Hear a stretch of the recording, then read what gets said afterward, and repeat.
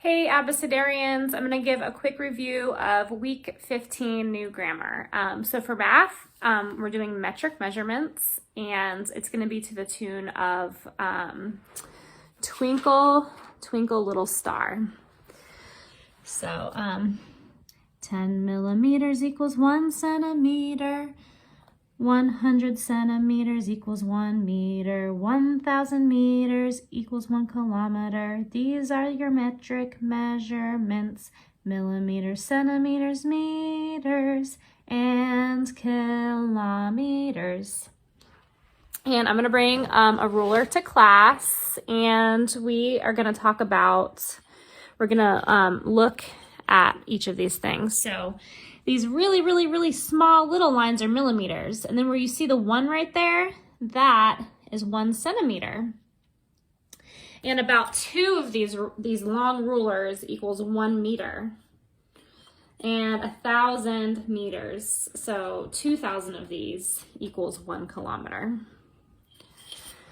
Okay, and then for Latin, we're going to continue doing the song as a group and community. There are some hand motions that we've kind of learned along the way. So omnia is all, and for all we did this. So like all. And by, we did like this, and that was at the very beginning. But all of the pieces of this verse we've learned before. So like even ipsum, I don't know if you remember, that was one of the first weeks, but it was Latin pronouns. Hoc this, hoc same, ipso, ipsum him, cui, whose, quod, that. So that one, ipsum, means him. So you can do the hand motions to the song if you'd like, but again, as a group, we're just doing the song. So I think that tune is something like omnia per ipsum facta sunt. Okay, what are some parts of the atom? So I have hand motions. They're a little bit complex, so if you don't want to use those, that's fine. I also made a model of an atom so we could talk about it in class because this is like very complex. I'm finding it very hard to explain. So what are parts of an atom? Nucleus, protons, electrons, and for quarks, we're going to go like this. Quarks, because there's up quarks and there's down quarks. They're just configured in different ways. And a quark is basically, it's what makes up protons and neutrons. So depending on how many of the ups versus how many of the downs determines whether it's a proton or whether it's a neutron. So we're going to say quarks. And then for leptons, we're going to leap like we leapt. So leptons. Leptons are electrically charged too. They're really hard to explain, but the most common lepton is actually an electron. So an electron is a type of lepton. The other ones aren't so common, but you do see them. So I guess we're just supposed to explain that a lepton or an electron is a type of lepton. Neutrons we're going to go like this, equal sign. So what are some parts of an atom? Nucleus, protons, electrons, quarks, leptons, and we're going to leap, and neutrons. Also, I made this example here.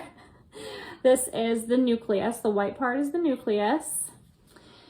So this is a type of quark, and the blue is a type of quark. I think the red ones are up quarks, and the blue one is a down quark. So some of these have 2 blues and a red. So this one would be a neutron. This one would be a proton.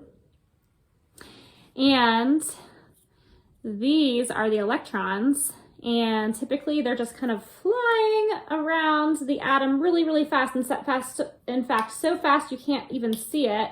And there's so many of them going in all different directions that it actually kind of resembles like a cloud. They make a cloud because of how fast all these electrons are going around the nucleus of an atom.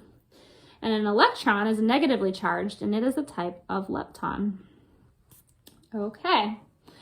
For English to write, I'm going to just give examples of how to use each of these, and I wrote them on big cards.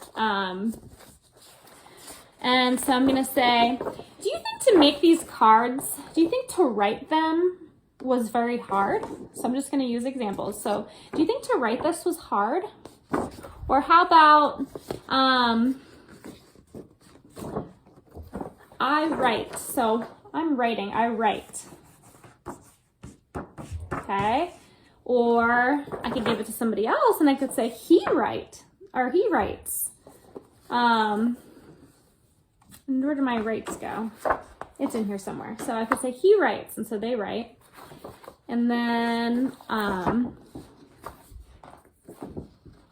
here it is. So writes. I can hand this to somebody else and they could pretend to write. And I could say, look, he writes. And then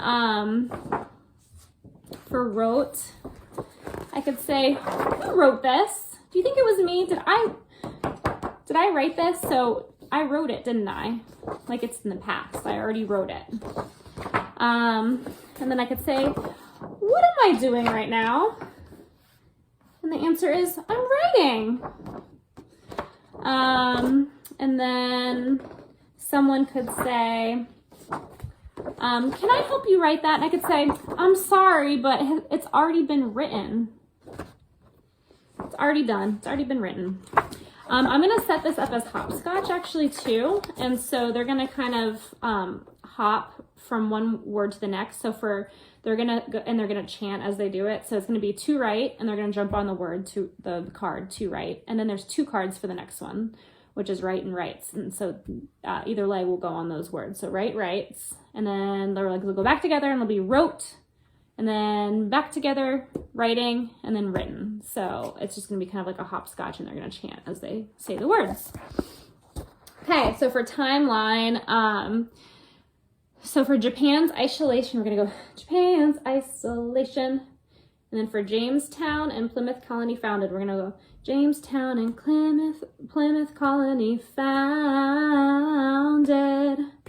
And then for Age of Enlightenment, we're going to go like this, like a light bulb is turning on. Age of Enlightenment. And for Hudson's Bay Company, it was all about fur trading. And so we're going to pretend like we're cold, like we need a fur coat. So Hudson's Bay Company. And for First Great Awakening, there's a rooster crow, and we're going to pretend like we're waking up. So First Great Awakening. And for Classical Period of the Arts, we're going to pretend like we're playing the piano because that was a very popular instrument. So Classical Period of the Arts. And for 7 Years' War, we're just going to play war. 7 Years' War. Okay, for history, tell me about the immigrants coming to America. For the first part, we're going to pretend like we're immigrants and that we have like a pole or something on our backs, and we're kind of like marching, like we're going somewhere, like we're going to go find a new place to live. So we're going to do that. And then for America, hand over heart, seeking freedom, like this.